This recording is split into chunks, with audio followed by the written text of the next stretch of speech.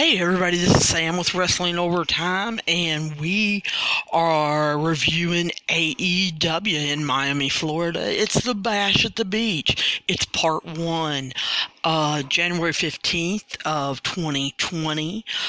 Should be season 1, episode 15. And I actually can't wait to see this show. I am excited about the Sammy Guevara, John Moxley match, and of course Pac versus Darby Allin. As you guys know, I'm a big fan of Darby Allin, so I absolutely can't wait for this. Really enjoyed that as soon as it come on the air, all four tag teams that were going to be in the four-way tag team match were already in the ring. AEW didn't waste any time with bringing them out one by one and doing their entrances. They did them for the home crowd, and all four men were in the ring when, the TV show come on. When do you see that in Impact or Ring of Honor or even WWE? It is extremely rare that you see all four tag teams already in there. Especially, we're talking big tag teams. People like to see, Hangman Page and Kenny Omega's entrances, especially the Young Bucks entrance. Kenny Omega changes his entrance a lot. The Young Bucks changed their entrance a lot. I've been to a live show. People seem to go crazy when the Best Friends entrance come on, and then of course when Orange Cassidy, escorts them to the ring. And then who can forget about Santana and Ortiz? Now, the thing that I find unusual, and I wonder how they're going to do this four-way tag team match, is because basically there are three pretty much baby faces against Santana and Ortiz, the only heel. And they've put two tag teams of the Elite. So actually, they could gang up together. It could become an us versus them type situation. Now, I have to go over this. For those of you who have been listening to the show, you already know my gripes and complaints, so I'm not going to go into detail about them. But I absolutely hate triple threats or four-way tag team matches, because you can only have two men in the ring at a time. When you do a triple threat match with just three men, then all three men are in the ring. When you do a four-way match with just four men, then you have all four men in the match. It just seems like in wrestling now, when you do tag teams, they only want two in. I wish this was a four-way. Let's put four members of each, one member, I guess, of each tag team in the ring.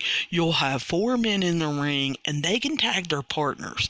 I think that would make it so much more interesting, so much more natural. Because right now, you have two teams hanging out in their corners, stomping their feet, clapping their hands, turning around, maybe talking to the audience or shouting at the competitors.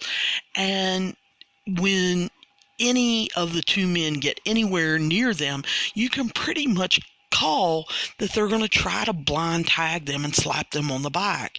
So I can't stand that. However, in this match, I do like Santana and Ortiz. They're just running in whenever they want to interrupt whatever's going on.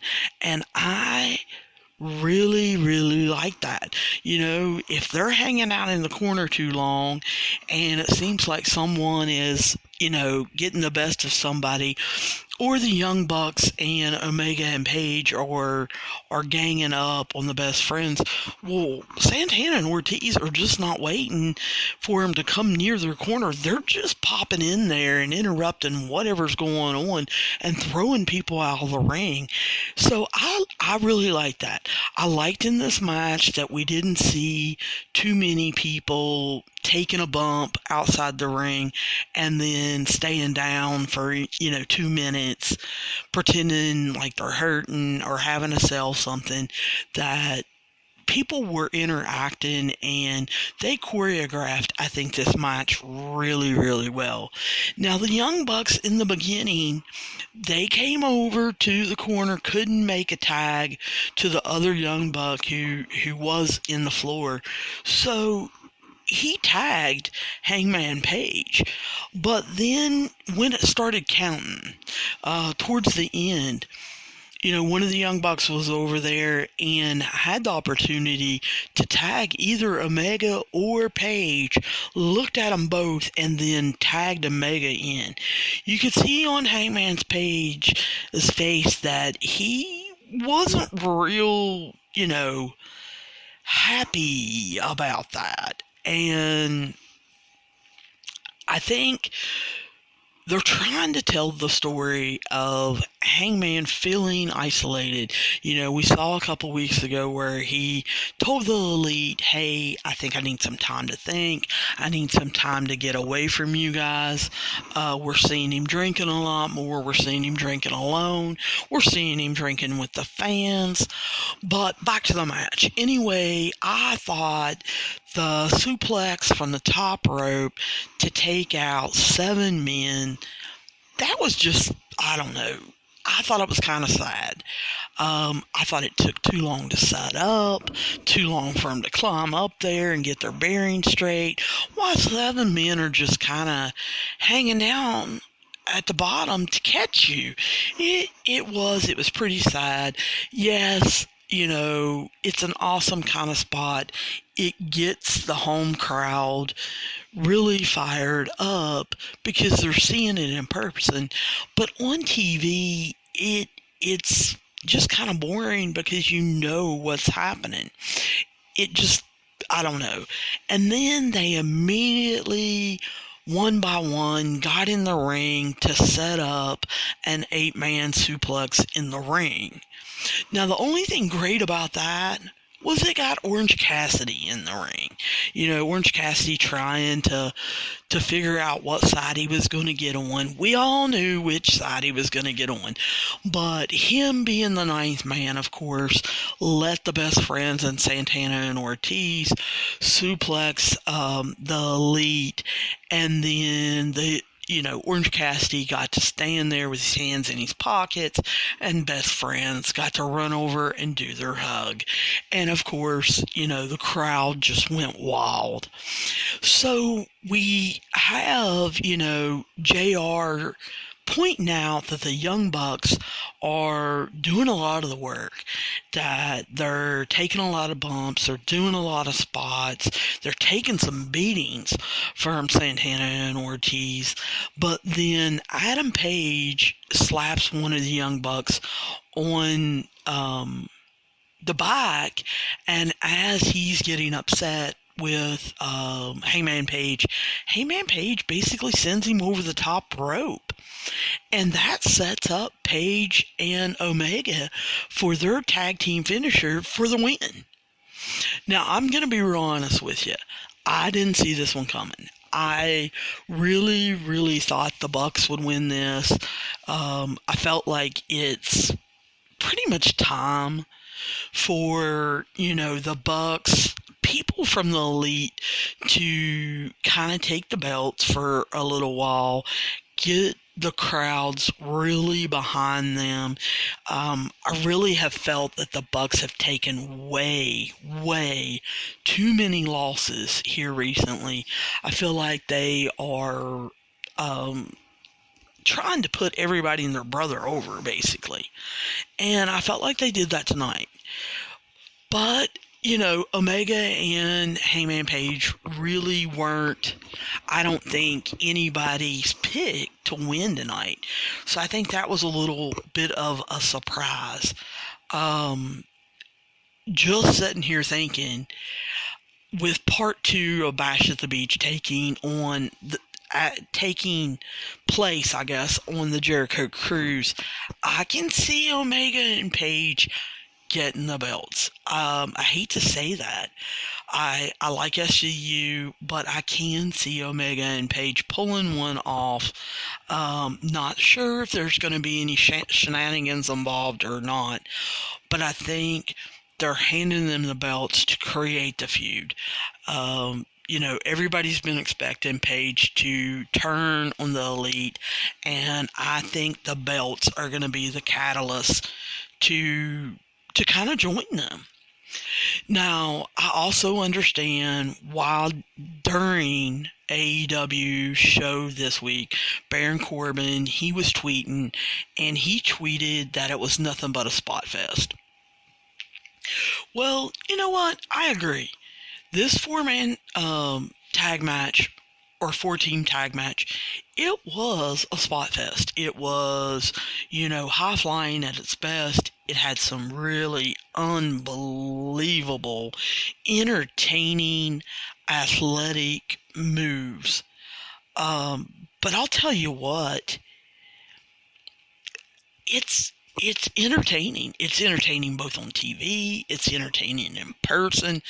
Those of you who have been listening to the show, you know that I went to the 4th or 5th show of AEW in Charleston, West Virginia. It was unbelievable in person, the excitement that they generate, the atmosphere. And seeing it on TV, you still get pumped. So I think I'm calling a little bit of sour grapes on Baron Corbin's part. I understand that, yes, it was a spot fest, but it was a well put together spot fest that kind of flowed.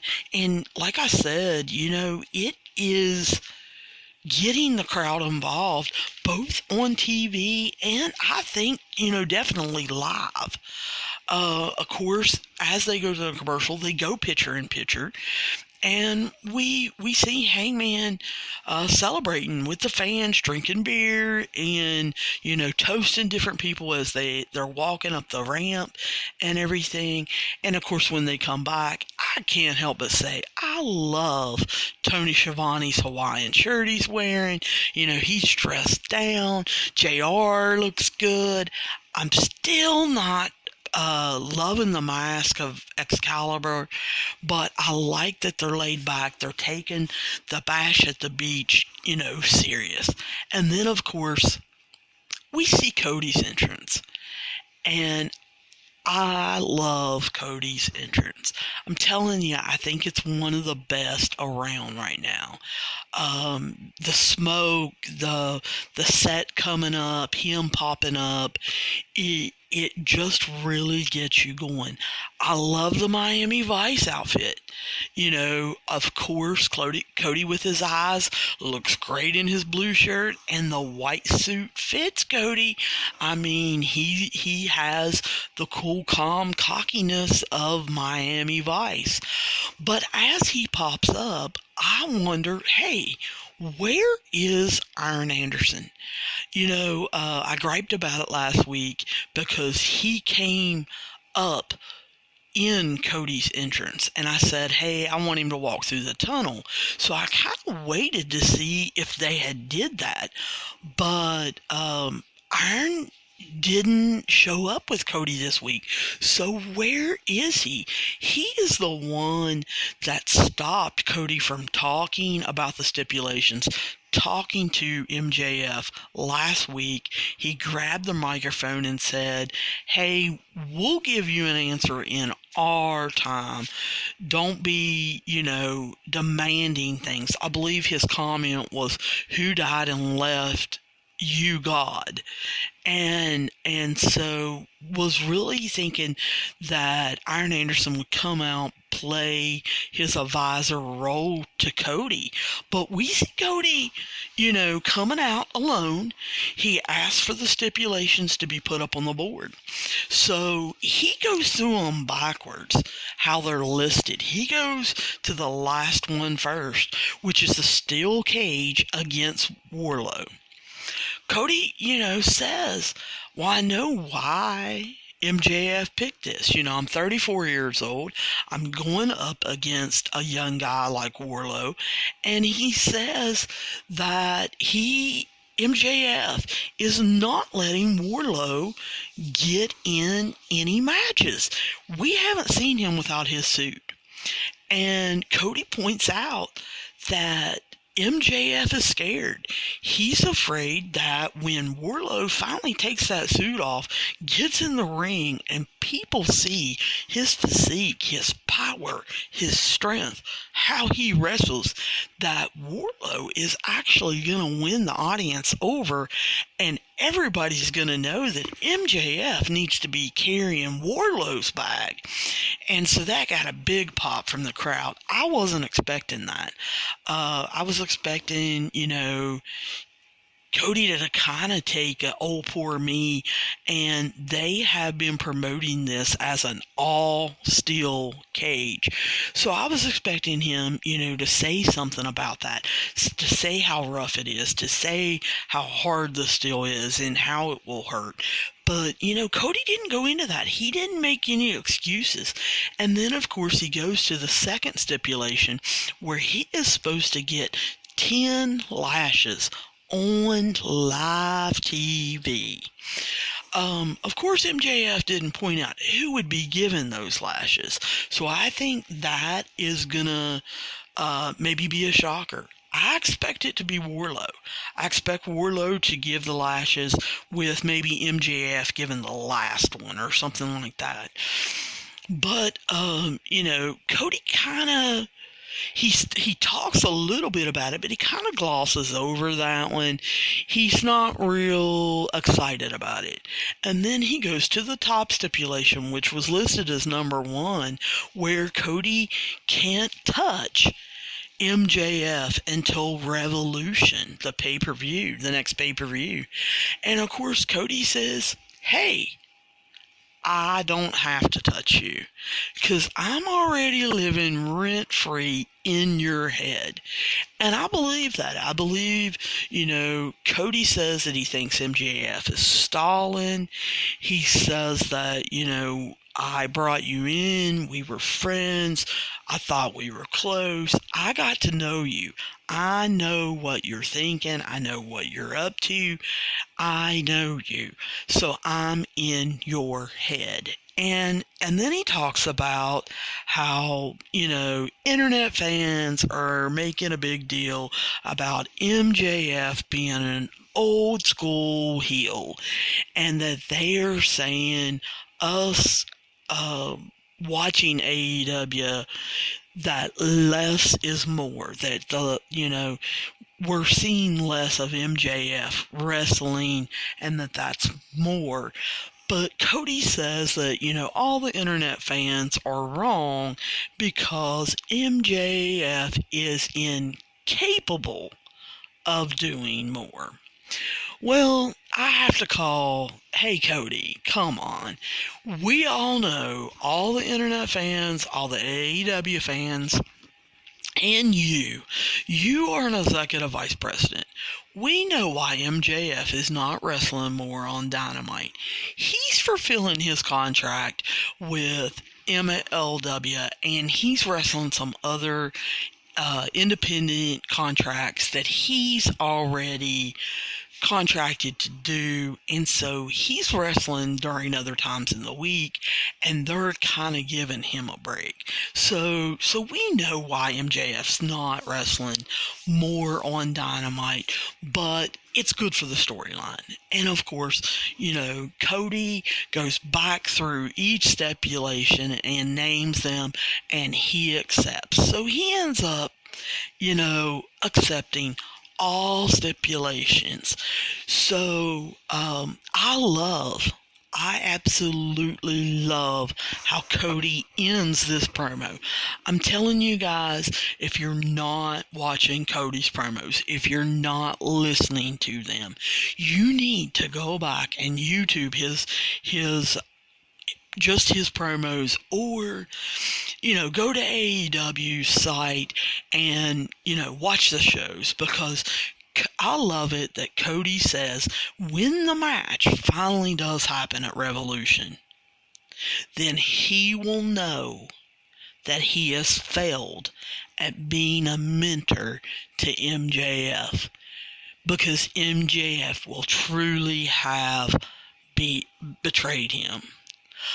However, he said, I'm going to teach MJF one final lesson. And he pauses to get that effect, and then Cody says, I'm going to teach you this is not your story, but you are simply a chapter in mine. And I believe that. I believe right now is Cody's time. MJF is 23 years old. He's going to have his time. This is a chapter in Cody's story. We are following Cody's story right now. But there is not a doubt in my mind. It may be, 2 years from now. It may be next year. It may be 6 months from now. But at some time, it is going to be the start of MJF's book. And we're actually going to see this kid shine. Unless something happens to him. Because MJF has got superstar written, all over him. And then the very final comment Cody makes is that he is going to give MJF his own scar.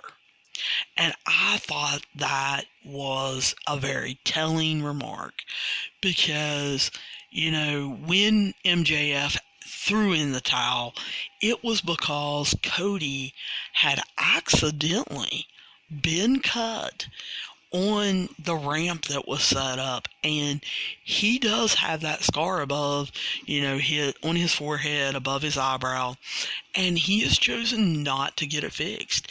He has said, I need to remember this scar. So I like that he was, drawing attention to that. And then they show Cody, getting pumped up with the audience, going to different sides of the ring, getting out, slapping hands, going up the ramp. It absolutely looks like Cody is having the time of his life. He is grinning ear to ear, and you can just tell Cody's in his element. This is what he has wanted to do since he was a little boy, and he never truly got his moment, and he is getting it now with AEW, and he is living it up to the fullest, and I absolutely love it. Of course, then they have to flash to MJF. And of course, he is playing the ultimate heel. I'm sure it was his idea. There's not a doubt in my mind that it was his idea after listening to him on Chris Van Vliet's interview. But he is wearing a shirt that says, I banged Dallas's daughter. And so, how much better of a heel can you be without saying a word when, the internet went wild last week with him confronting Diamond Dallas Page and saying that he would take one of his daughters. So, love the shirt, MJF. You are right now the ultimate heel in wrestling. Then they shocked me. They show Joey Janela.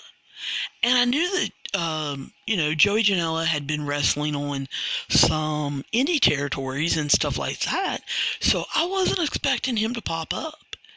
I like how he says that he had a rough 2019, that it kind of sucked, and how he started 2020 off thinking, he was going to have a great 2020, and that his old girlfriend, Penelope Ford, had, to low blow him.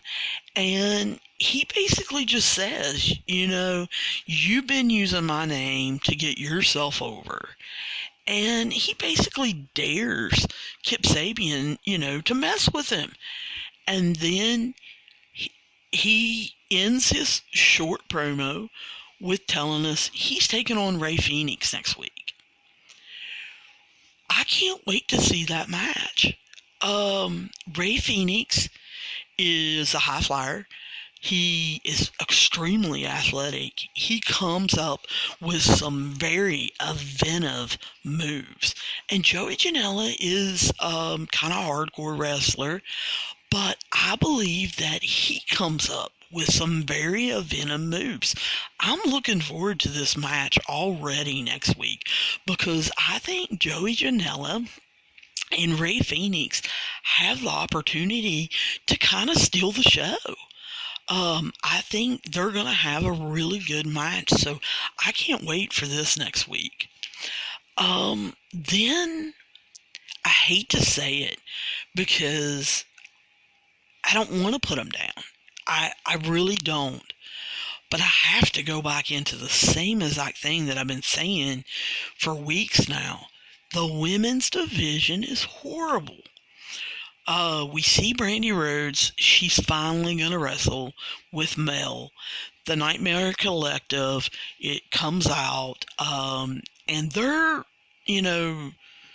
getting tagged along by Luther. And so I'm kind of wondering, where's Awesome Kong? How's she going to come out? Whose hair is she going to cut? Who are they going to invite next? And she doesn't. Awesome Kong didn't come out with them. So I'm wondering if she's even there, but I'm dreading this match. Chris Statlander comes out. She's still doing the alien gimmick. And then Shaddai comes out, and Luther interrupts her basically on the ramp and is blocking her from joining Chris Statlander. And so they flash back to the ring, and Mel and Brandy are just issuing a beatdown to Statlander, and we see Sade have to basically pull out her kendo stick and beat the crap out of Luther in order to get in the ring and even things up. And the referee, has to take the kendo stick away and get the match started. Well, this is just basically another boring women's match, and it's a botch fest. Statlander ended up doing a pile driver to Mel in order to win and give, Nightmare Collective a loss, but I don't know. I just didn't feel this got us anywhere. I feel like this was a time filler, or an excuse to get the women on the program. I'm so disappointed in Kenny Omega. He is running the women's division, and I thought they would build up more stars. They would give interesting gimmicks. They would do some decent storylines. Where's Bree Priestley?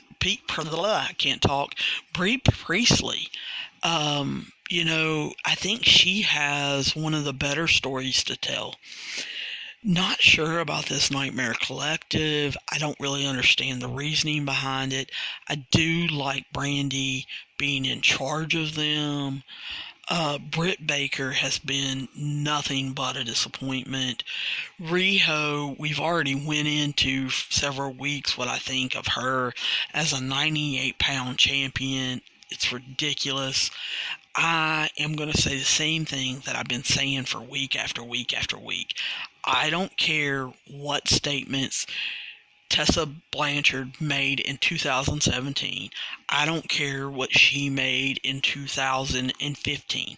I don't care what she said as what? A 3-year-old in 2000. I don't care. You guys, when her contract runs out in June, AEW has to go get Tessa Blanchard. Just absolutely has to. Well, then we get a Dark Order promo.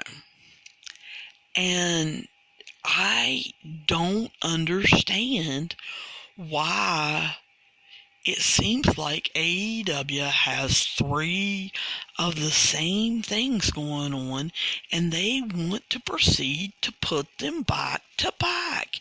And it just, it kills me. I don't understand it. They want to have all 3 on every show, and they want to put them back to back. So we just had the Nightmare Collective. Well, what do? They show a promo of the Dark Order. So unless the Nightmare Collection is part of the Dark Order, don't do that. Separate them. But we see a promo for the Dark Order, and we get to hear the leader's voice. Of course, they've kind of got it disguised, but they show different targets that they're wanting to go after, such as Michael Nakazawa, and they say that they think that, he might be an easy target. He's not really fitting in. Yes, the Elite has kind of taken him under their wing, as they've done Brandon Cutler, who is also a target. They think that they may be easy, they might be isolated, they're losing, they're, not really a part of the Elite. And then the Dark Order shows their next 2 targets as being Kenny Omega and Adam Hangman Page. I'm not surprised with that. I know the internet has been going wild. The dirt sheets have been going wild with rumors of Hangman Page possibly becoming the leader of the Dark Order. The thing is if they do that, they're really going to have to explain how Hangman just won a 4-way tag team match, was drinking with the fans, downing beers, having fun, all of that, and then he's this leader of the Dark Order.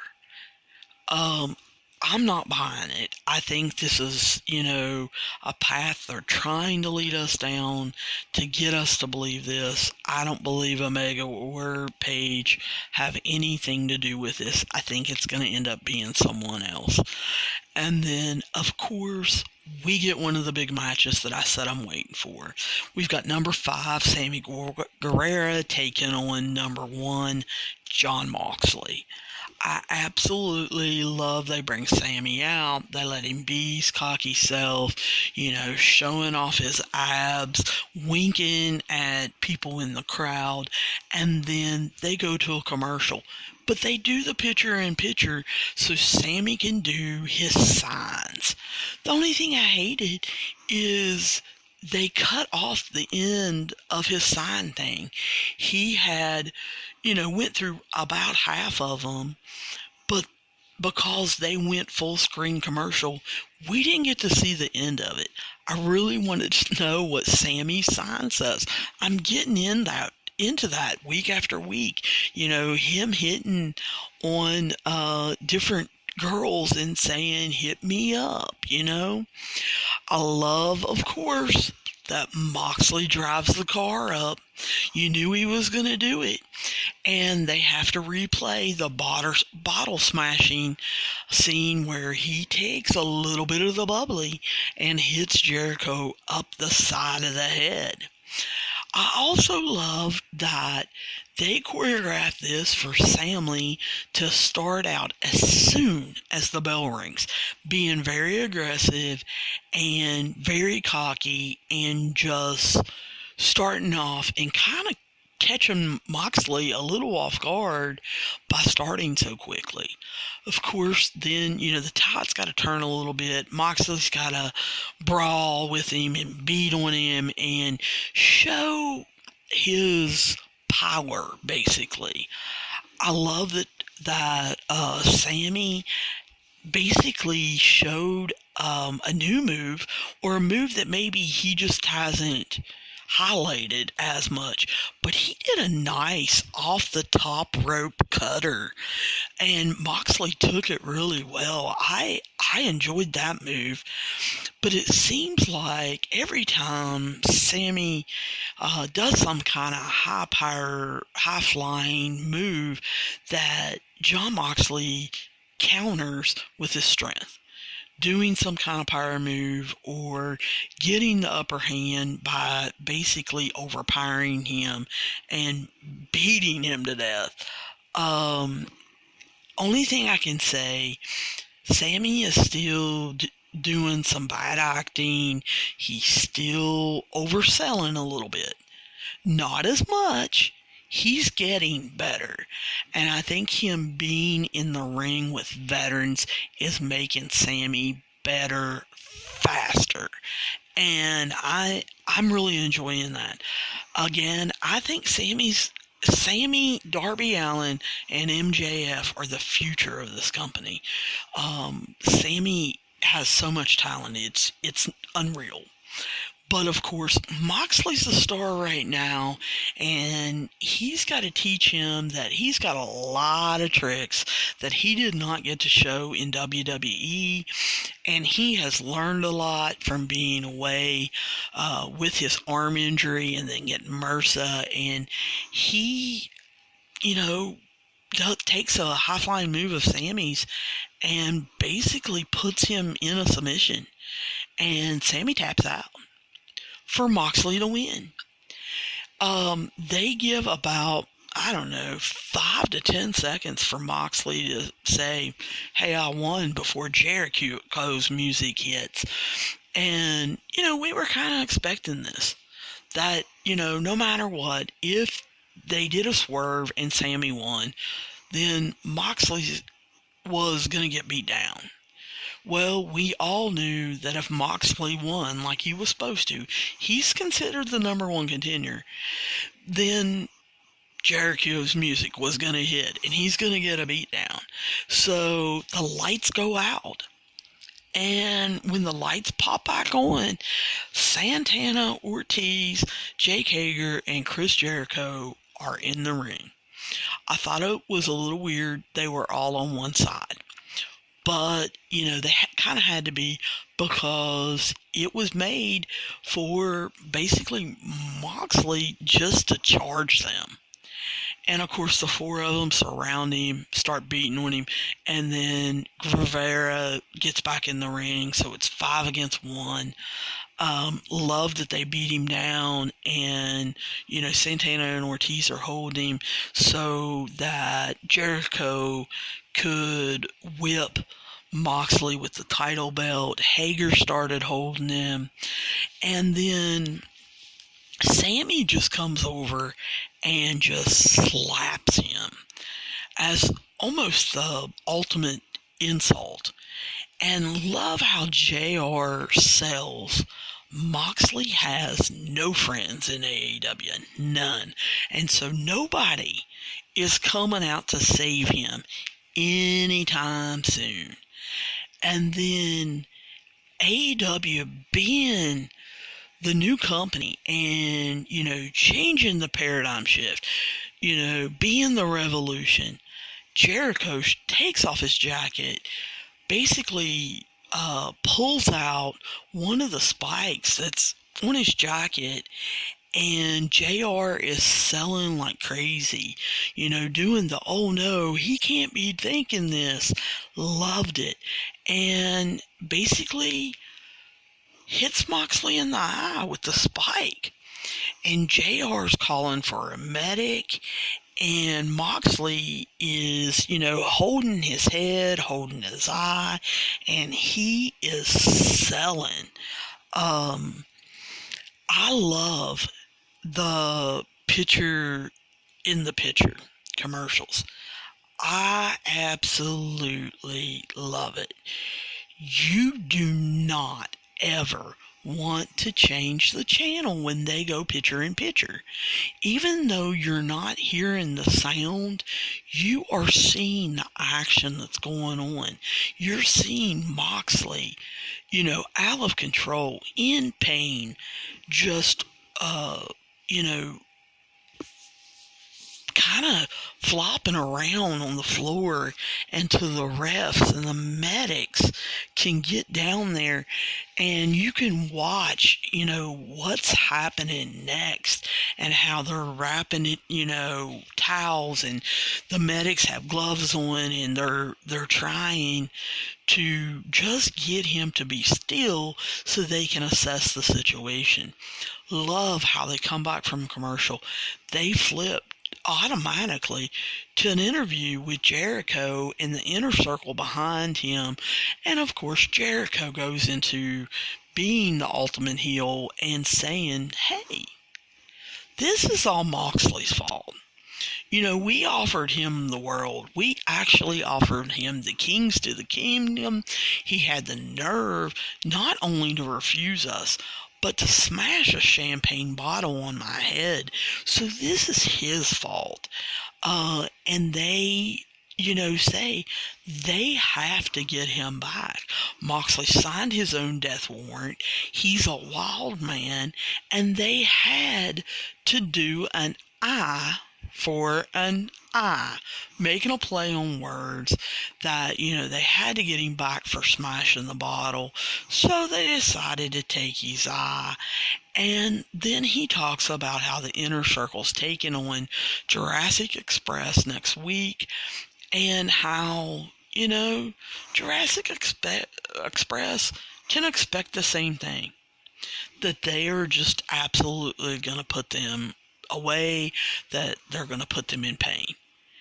And then, as they're walking away, Sammy, he has to hit on the interviewer.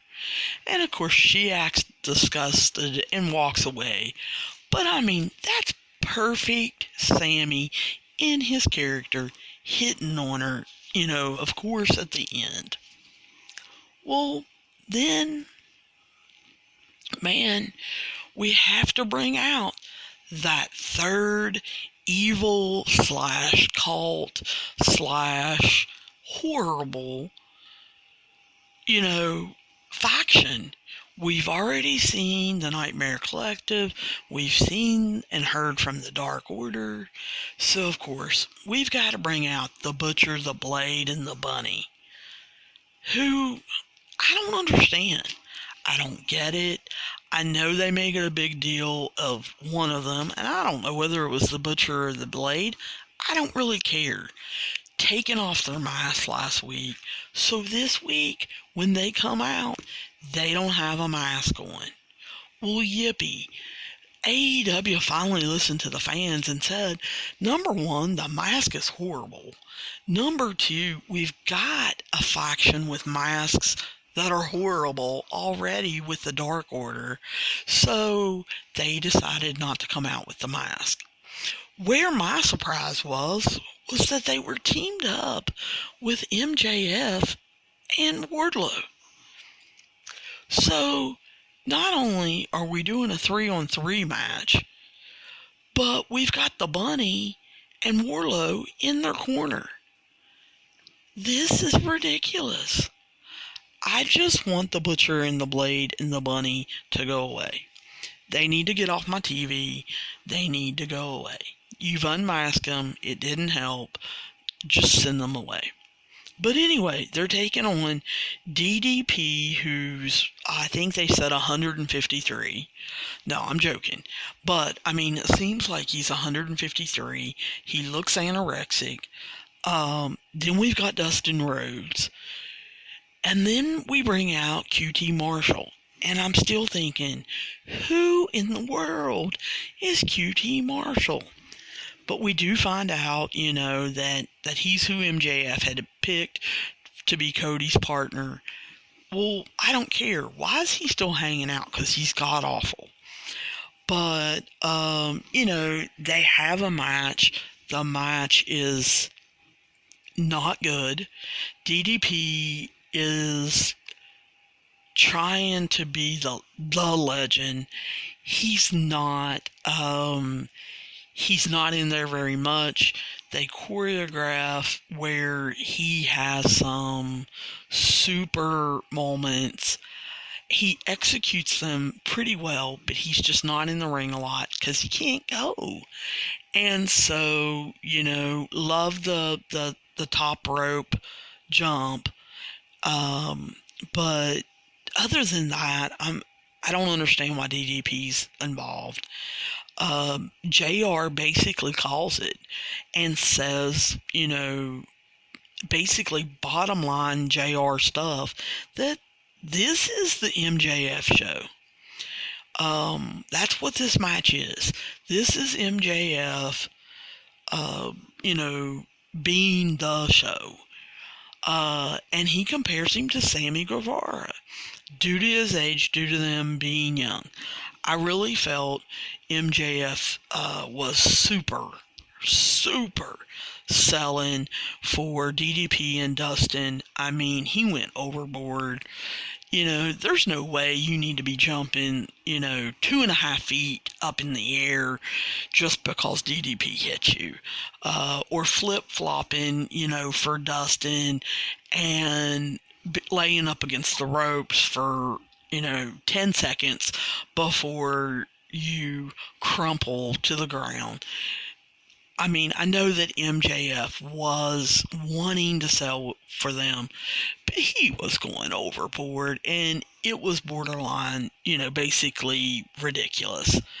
I'm glad that they put us out of our misery and let MJF roll up QT Marshall for the win, and then he could basically go back to being his heel self, smarting them off, walking up the camera, or walking up the ramp, flipping people off, getting up in people's faces.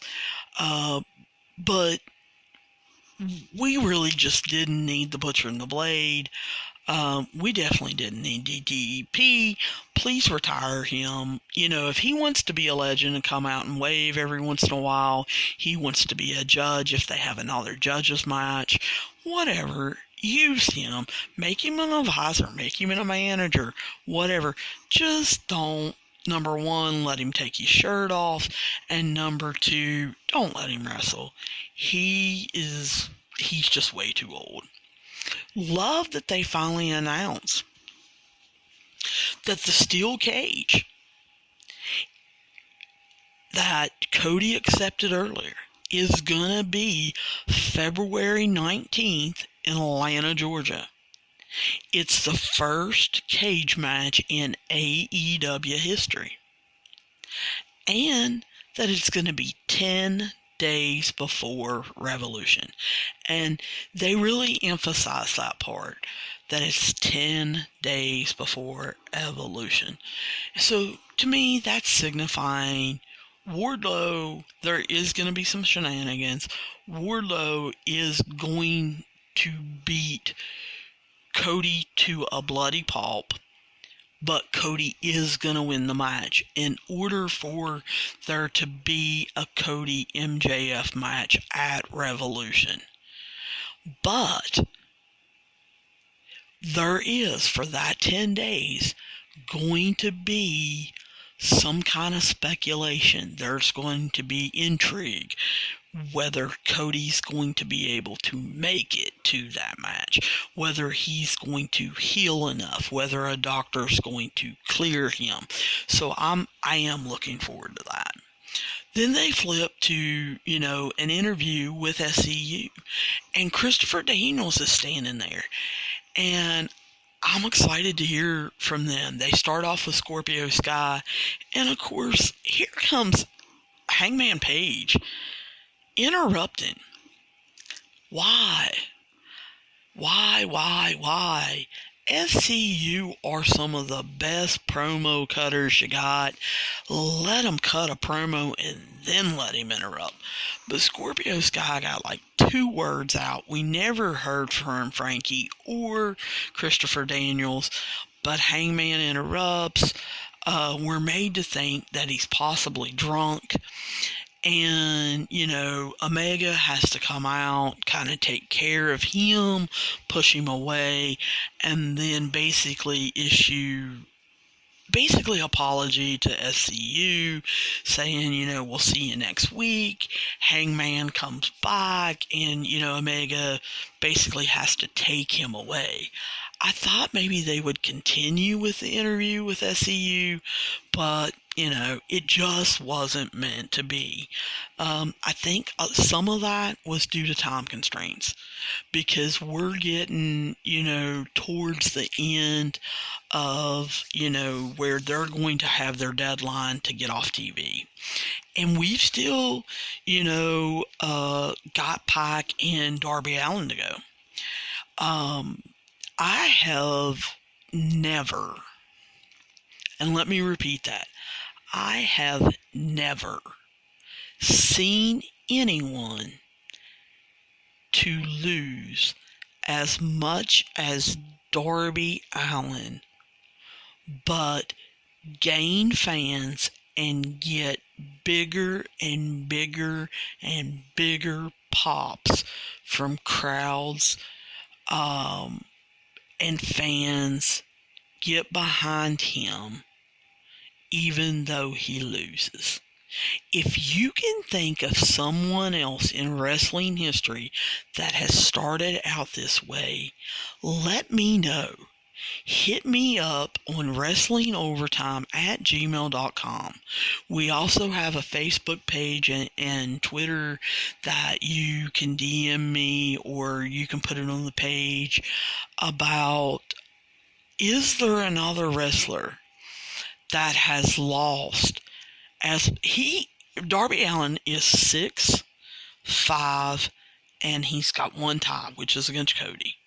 He's 6'5" at the start of this match, so he's lost 5 times since October on TV. Have you seen anyone that is this big of a fan favorite, being brand new basically to, a national audience, that gets this big of pops and has this many fans? And I'm going to tell you, I'm one of his fans. He's 23 years old. He is so young and has so much talent. I saw him on the Viceland show, The Wrestlers. I was intrigued with him. I got excited when AEW signed him, and I have been following him ever since. There is just something about this kid. I love that they are portraying him as a never quit guy that doesn't mind pain. He doesn't mind what he has to go through in order to get to his goals. I know that they keep having him lose, but that someday he's going to turn it around and he's going to be a champion, and I can't wait. And it seems like there's a lot of fans out there that are exactly like me, but I've never seen anybody have this kind of, draw before. Of course, Pac comes out and he's going for power and strength, and he's slamming and doing power moves on Darby, and Darby's just indifferent to the pain. He even takes a pounding when Pac, power slams him into the steps. This Pac, I would never believe was WWE's Neville. He's so different. He has worked on his body and gained strength. He's gained power. He's changed his moveset to use power and strength. He still does high-flying moves, but, he is nothing like Neville. It was almost like WWE wanted Neville to be on the top rope all the time, just flying and having a spot fest. And so I find it interesting, that Corbin was griping about that earlier, but that's basically what Neville was. Pac is nothing like that. He is, power and strength and everything, but he takes the coffin drop from the top rope, to the outside against Pac. That was unbelievably awesome. It was great back and forth wrestling match with roll-ups and different power moves at the end. But, eventually Pac has to hit the black arrow against Darby for the win. So Tony Schiavone comes down and interviews Pac. And it was kind of interesting.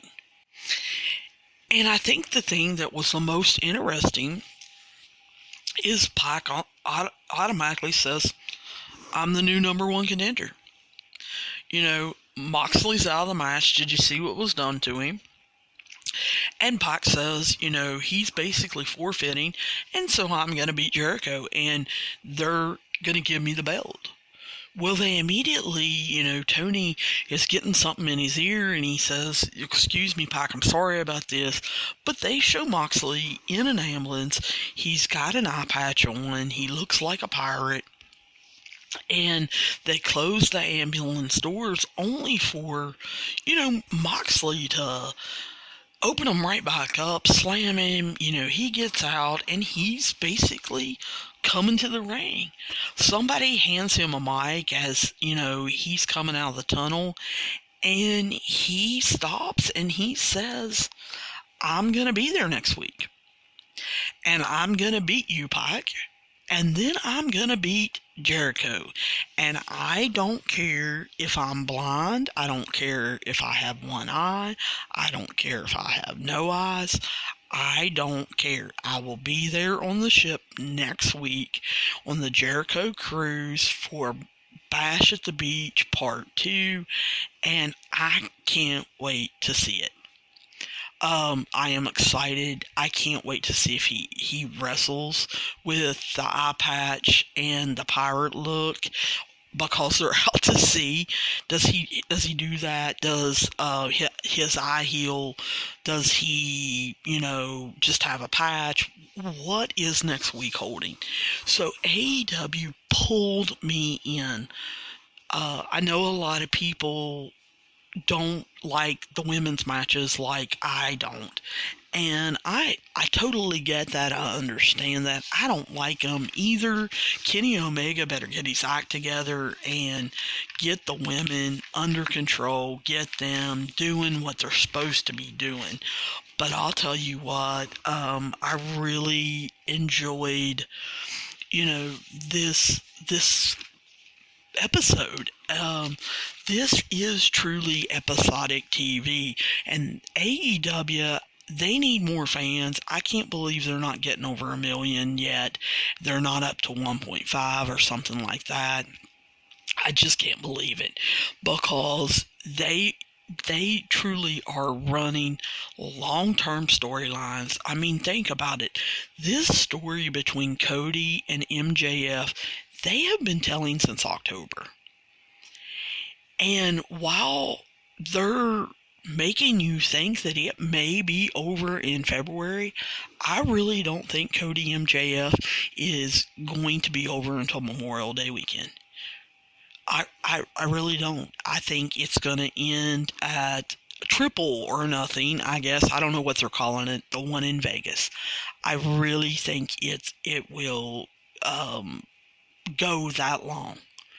And that's awesome. That's old style wrestling, and I absolutely love it.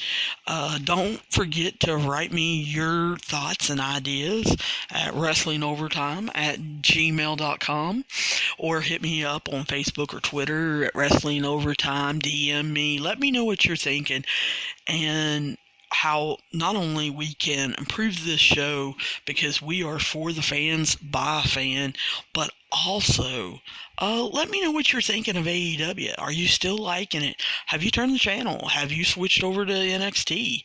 Are you boycotting? Or is AEW, your main game in town? I will catch you, I guess, Friday night for WWE SmackDown review. Catch you guys soon.